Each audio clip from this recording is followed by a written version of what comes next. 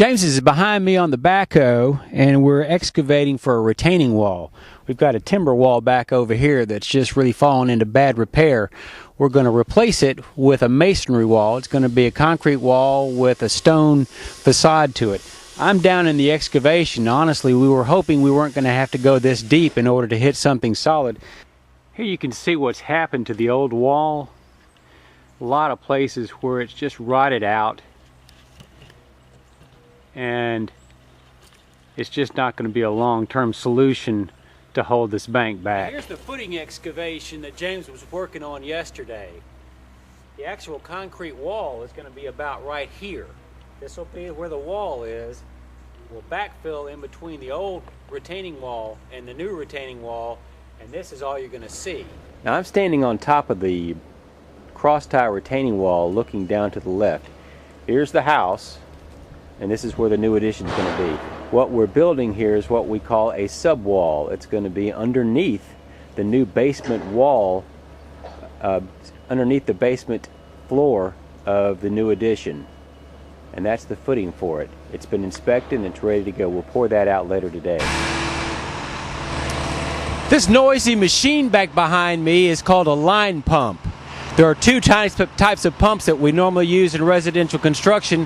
One is a line pump, which pumps the concrete along the ground in a tube about 4 inches in diameter. The other is an overhead pump. Well, we don't need the overhead pump, and I don't think we'd be able to reach it from any place close to the construction anyway. So we've set up here with a line pump, and we're pumping the concrete all the way around the house in order to hit the footing for the new master suite addition over here on this side. I'll show you that in just a moment. There's our gas meter on the front corner of the house, and you'll notice that's the basement door. Well, down below that area, about 6 feet down, is a footing for our sub-wall. We're having to pour a wall underneath the basement slab in our new addition. That's what this is, and this is the result of the line pump. They have been pouring concrete here for the last hour or so, and you can see that they're just about finished with pouring the footing. Now here's the guys, they're lugging this line pump around. We can't see it, but there's the opening of the line pump is right there on the end, and they're just about to finish pumping the footing out. Now here's our footing for our retaining wall. Now we've only gotten it so far because we can't complete it until we finish with the wall for the sub-wall, which is back over here. You'll be able to see that later on, how we get that constructed and tie it in together. This is Howie. He's our poured wall contractor, and he's holding the line pump line here, and this is how we're finishing off pouring the footing. I don't know who's going to Mexico for Christmas. So I'm on the back side of the house now, and you can see our gas meter up there in the front, as it's always been. That's our reference point. And our foundation wall is going to step right around here. You can see he's finishing off the concrete down there in the footing. And it steps up several times until it gets right here to the corner, where it's then going to tie into the house. Now our screen porch has never had a foundation underneath it, but what we're going to do is put one. We've formed up a footing. We're going to pour that out. It goes all the way underneath it. Now it's actually not holding up the structure, but we're going to put in a stone facade underneath it, and there's going to be a door here, like a 4-foot panel Pella door, and then stonework up to the siding all the way around. Behind the screen porch is going to be a pool, and that's what these guys are doing. They're digging the pool. This guy on the backhoe is very good at this. It looks like he could pick up a dime with that bucket. So what he's done here is we've set the grade for the pool at 28 inches below the floor in the screen porch. That form there next to that guy, that's going to be the edge of the pool. It's really important when you're doing a pool that you be able to get adequate drainage between the house and the pool. There's Larry and Howie. Howie's our poured wall contractor. And you can see where the pool guys have been working feverishly excavating for their pool. They're trying to beat the weather. We're in some kind of El Nino pattern right now, so the weather is iffy. About every third day we get about 2 days of rain, so this has been kind of tough. But they've gotten a lot of headway done today, and they've just about finished with excavating the pool. Rough day, hey, man. Make it look like you're doing something down there. This is Larry. He's gone off the deep end. Of course, it's about 40 degrees out here, and we're in December, just north of Atlanta. And you're not really thinking about taking a dip in the pool right now, but they're just anticipating many hours of fun out here in the back. Now the pool is set up to accept shotcrete, which I imagine will happen tomorrow if it doesn't rain. I'm on the back side of the house now, and they're forming up on top of the footing that was poured on Friday. This is Monday.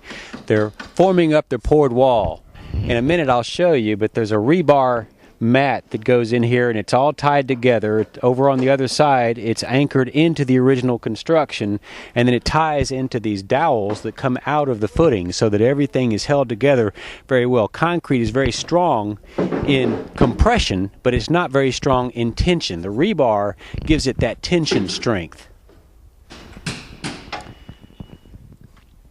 There's the rebar I was talking about, and it's anchored into the original construction. I don't know if you can see that, but it's a drill and epoxy it into the original construction so that everything acts as one structure, as if it were poured out at one time. And once they have the rebar in place, they come back behind it and they set the panels like so. That's what he's doing. He's setting the panels around the rebar mat. This is the next day, and we have our wall poured out. This is for the Master Suite Edition we're doing, and you'll notice down there at the very end some rebar that is coming out of the top of it. That's going to be turned down into the slab that sits on top of that wall. The actual basement floor is on top of the wall down there.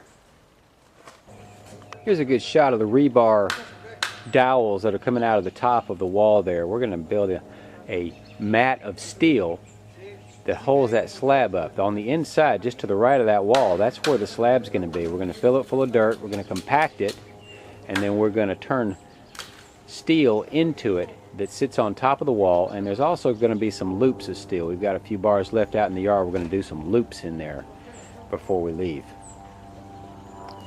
Here's the rest of the foundation. Well, we're back after the Christmas holidays, and you might remember that before we left, we had a railroad tie wall here that was about 15 years old. It was in bad repair. Well, we tried to save it and build another wall back around it, but that just did not work out because Mother Nature came in her own inimitable way. She poured about 3 inches of rain on us one night. The wall came down, so we had to remove it. But Mother Nature also helped us out in this respect. She came in here, froze the ground yesterday. We were able to come in here with equipment standing on top of frozen ground and easily remove the wall. So it worked out very well. Then on this side, you'll see we've got our Master Suite Edition subwall. There's a wall that we pour underneath the basement floor, and that's what you're seeing right here. What you might not be able to see is all the rebar that's on top of that. That gets folded down into the slab. We'll set that up. We'll get an inspection on that, and then we'll pour it out. The next thing comes is framing after that. So that'll be very exciting. Here Marshall is directing our dump truck. We're bringing dirt in because we've got this basement wall we've got to backfill. And we also have to backfill the pool. So that's going to take more dirt than we got on site, so we're having to bring it in. And this is what dirt looks like coming out of the back of a dump truck. There it goes. All right.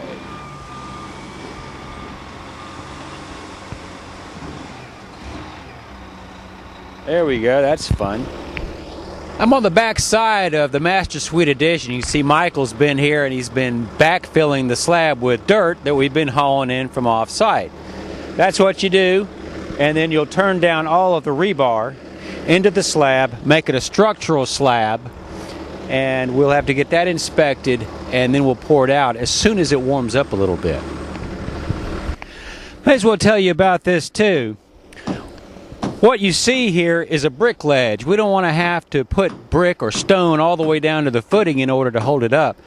So we poured this ledge. It's about 4 inches thick, and step it down. The grade we're shooting for is going to be about right here. So you won't know that that stone doesn't go all the way down to the footing because it's going to be covered up with dirt that'll come about right in here. Our waterproofing is more than just tar. It's got a 20-year manufacturer's warranty on it against moisture in the basement. And this board that you see on the outside of it, that's a wicking board. What that does is it creates a path of least resistance for any moisture to go straight down to the footing drain, which is on the side there, and get away from the foundation.